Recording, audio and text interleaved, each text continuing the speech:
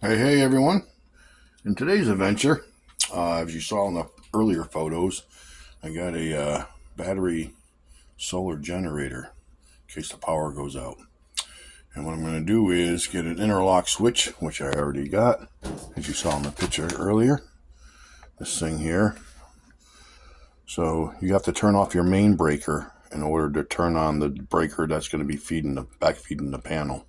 That way there you can't backfeed the street.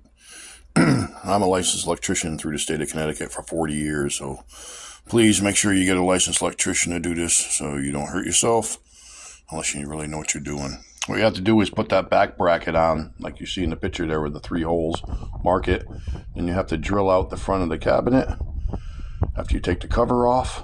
Like I said, once again, make sure the breaker's off. I have a main breaker out by my meter can, so I can turn it off there to make sure there's no power coming into the panel whatsoever. I'm going to be doing that. Then I'm going to be mounting the back piece of metal there after I drill the holes and screwing on the front piece of cover there.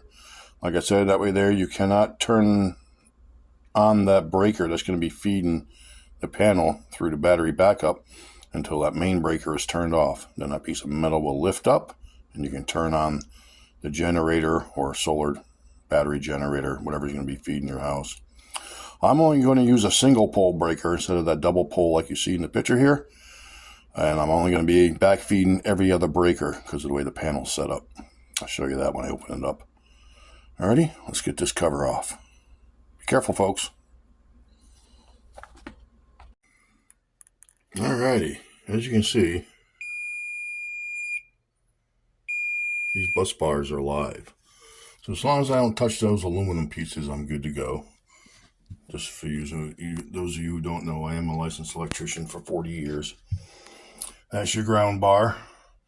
The silver bar in the back is your neutral bar. That's where all your white wire neutral returns will go to. And there's another one on this side right here. So all the whites are grounded to that one. Then another ground bar for all your bare coppers, as well as your green coming in. This is your neutral white. There's no power on that one, but there's 120 on that one. There's 120 on that one. That will give you your 240 for your dryer, which is a 30 amp. And your hot water heater, in my case, is a hot water on demand 20 amp. All right, now when I just rearrange all the breakers the way I needed them, made up a new panel schedule so you know what breakers what. So when I feed this one, backfeed this one, after, because I just installed, I'll show you in a minute, the interlock switch, which means you cannot turn on that breaker to backfeed your panel until you turn this main breaker off. Then the metal will be allowed to drop down. Then it will allow you to turn on your backfeeding breaker. Whether it be for a generator, usually a generator is a 2-pole 30, so it backfeeds your whole panel. You just can't run your electric stove, your electric dryer, your electric heat off your generators, you know. Unless you have a good 10,000 kilowatt one. Alrighty, or 10,000 watt one rather. Anyways, I'm only going to be backfeeding it with a 120 volt circuit out of my solar battery generator. I'm going to have it charged up full. So when the power does go out, I can come here, shut off my main, drop it down, turn this on, and it'll turn on every other circuit for me. And the ones across from it, because these both plug into the same bar. So the same breaker on this side will be powering the same breaker on this side. So when this is on, it's going to be feeding these two, and these two, which are my important ones, my computer, so I can do a live stream when I'm running off the backup power. And it's going to run my refrigerator, my microwave, my kitchen outlets, the lights in a couple of the rooms, and it's also going to feed my furnace, which is right here. It's a gas furnace. That was my main goal of getting it, so if the power goes out in the wintertime, I can still turn on my gas furnace, and my stove is gas, so I can still cook and heat the house if the power goes out. Basically, so I'm only going to be running, really, my refrigerator will kick on and off as need be, and the furnace will kick on and off as need be when the power goes out, and I'll basically be using just the lights. If it's off for a day or two, I might use a coffee pot to make a pot of coffee. I can shut it off right away and put it in the thermos. And I can do the same with a microwave or something to cook something quick. But at least the stuff in the refrigerator will be saved and stuff like that. Now down here is the interlock switch. I already installed it. I had to break out another one of these because I had to add the extra breaker and move everything up. This is the switch, so when the main breaker is on, this will be up, and that won't allow this bottom breaker to be turned on. Once you turn off the main, this will drop down, and then you can turn on the generator or the solar battery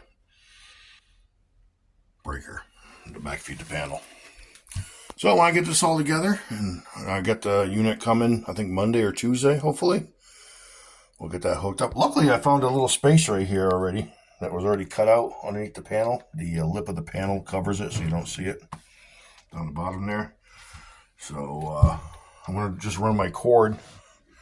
That's going to be a 12 gauge wire, 20 amp, just like the breakers are 20 amp. That's going to go in here and then come up into the panel here.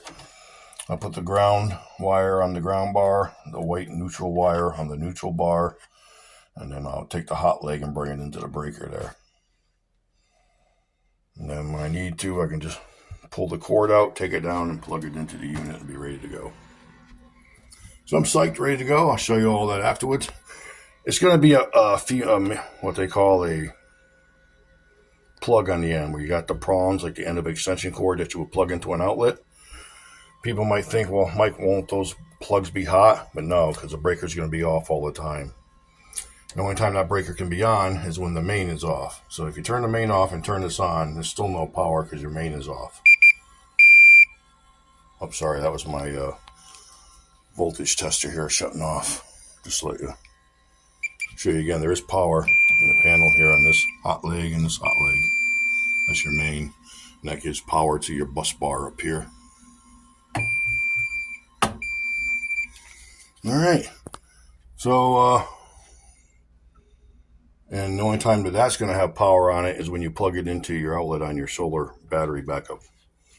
We'll test it and we'll see how long it lasts. I'm going to go, after I plug it in, turn the main off, turn on the backup unit. We'll go live on YouTube. I'll run the refrigerator. The furnace, it ain't cold enough for the furnace to kick on yet, but I'll run some lights. I'll run the microwave. I'll make a pot of coffee just to help the unit die quicker. I'm going to stay live until the unit dies, and we'll find out how long it lasts. We'll do like a little review on it. It is the EF EcoFlow, I think 1024 amp hour one. I was going to get the other one, but they were on sale this week for half price, 50% off. So I got an $1,100 unit for $499.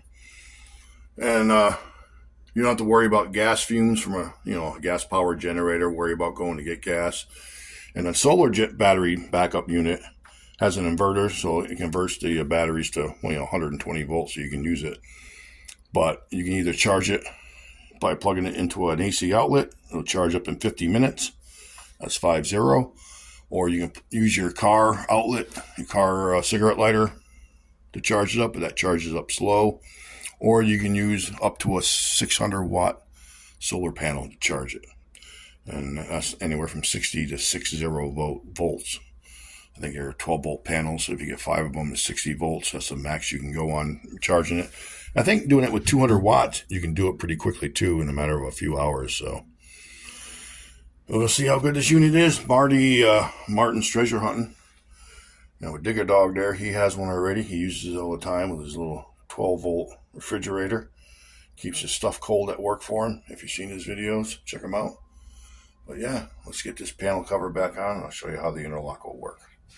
All right, stay tuned. Now, one of the main reasons I went this route with the interlock switch to backfeed the panel, and that way there I get feed 2, 4, 6 breakers.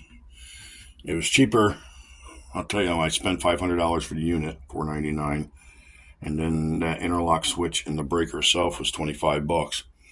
The cord, I guess I got to buy a piece of wire. I already have the cord cap. But instead of buying a Generac system where you have to put the whole box here, it sticks out about this far on the wall with 6 different breakers where you can run off your generator power or your panel power. I didn't want to have to do all that. The unit itself costs about $600, and you have to pay an electrician about $400 or so to wire it up. But I would have to pay that because I are one, so it would just be $600 for the unit. But instead of paying $600 for the unit, I paid $25 for the breaker and the interlock switch. So you don't have to go with a Generac system. I did my whole house with my gas generator with a 2-pole 30. Backfed my whole house. The only thing I couldn't run was my dryer and my oven. But I could run everything else in the house. Outside lights, inside lights, all the outlets in the house. The microwave, the washer if I had to.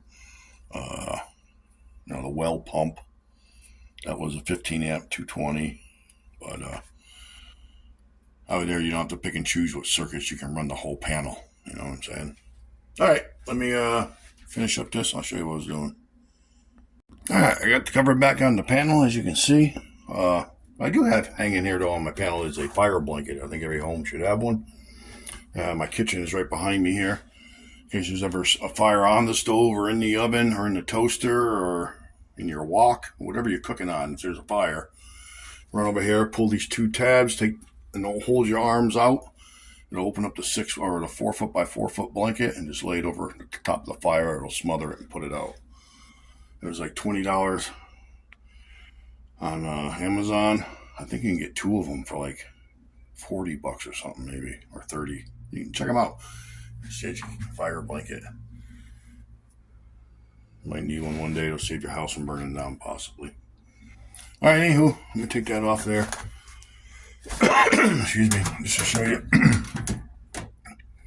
All right, the interlock switch is right here, and basically what you have here is the main is on, so there's no way to turn on this breaker. You can't put power to that breaker until you turn the main off. This piece here will drop down, and then you switch on. I don't want to turn the power off again because I just reset the clocks. But this will drop down. I can turn that on, and it'll feed my 6 breakers I want to feed when the power goes out, which is a microwave, refrigerator, kitchen plugs, some lights, and the main thing was the refrigerator and furnace. So we'll test it out, make sure everything works good, and we'll have to wait till the unit comes in. All right. This will be part 1 video of the EF EcoFlow Delta 2 1024 amp hours. Backup power for the house. This is segment 1. I get the unit next week. We'll do segment 2. All right, we'll see you then. Thanks for tuning in. Till next time, be good, be safe, and have some fun, and get out there and do some digging. Hope you find something good. Maybe even a bucket lister. Take care. Also want to say congratulations to Tracy Kemp for winning the Ike Dollar giveaway on Facebook. I want to congratulate Chris from New England, I can't think right now. Sorry, Chris, I apologize. I just sent out your $8 this week, though, bud.